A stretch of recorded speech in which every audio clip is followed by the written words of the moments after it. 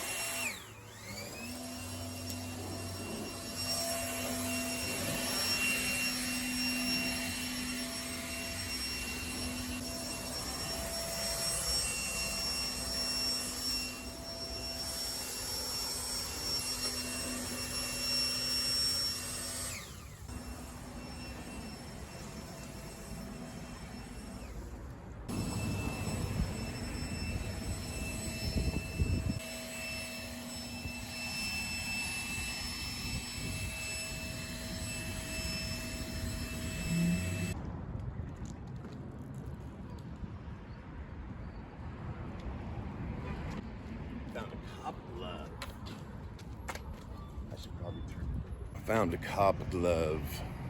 I should turn it in. I found a cop glove, it looks like. What? Looks like a cop glove. And it's in pretty good condition, so I thought I'd just turn it in.